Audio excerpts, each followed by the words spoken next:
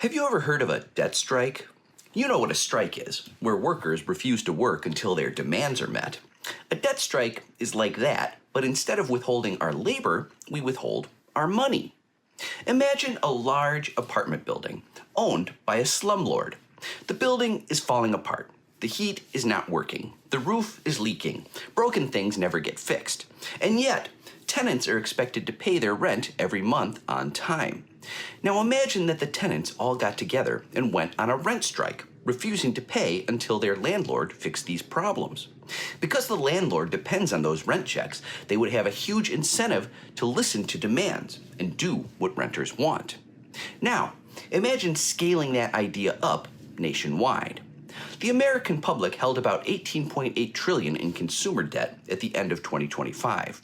There's a famous quote by J. Paul Getty, an oil baron who was once the richest man on earth. He said, "If you owe the bank $100, that's your problem. If you owe the bank $100 million, that's the bank's problem." That $18.8 trillion, over $150,000 per U.S. household, is actually huge leverage we hold over our economy. As David Ferris wrote in Newsweek, the country's banking system depends on the timely payment of mortgages, auto loans, and student loans, and even a brief interruption of the flow of cash would cause a political crisis. Neither banks nor the federal government have anything remotely approaching the institutional capacity to crack down on a scaled-up debt strike. Geez, I guess we better be careful.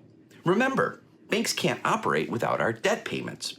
It sure would be a shame if everyone suddenly decided to withhold monthly credit card payments or student loan payments. It could crash the economy. It could put banks out of business. It's almost like the people we pay money to every month would be forced to negotiate or risk destruction.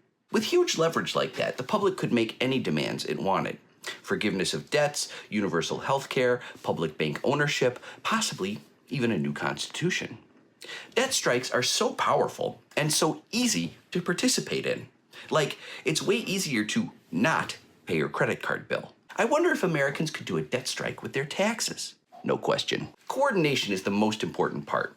You don't want to be the only one on a debt strike, because then it's easy for the system to find and punish you. The more people participate, the harder that becomes. They can't put us all in jail. The website Beautiful Trouble puts it this way: coordination is key. We can't act in isolation, exposing ourselves to retaliation and division. Instead, participants should all sign a pledge, either public or confidential, to stop paying certain bills. When enough people sign up to provide real leverage, strike. In the meantime, organize furiously, publicize a running total, aggregate grievances, collect outrageous debt stories, and watch the financial elite panic. Debt Collective is collecting signatures to end student debt. That's certainly worth checking out. There's also Strike Debt, a decentralized network of debt resistors and activists fighting for economic justice. They have a free operations manual on how to start resisting. Now think for a moment how powerful it could be to combine a debt strike with a general strike. Isn't it funny that we have these amazing tools for resistance, but almost nobody knows about them? We should change that.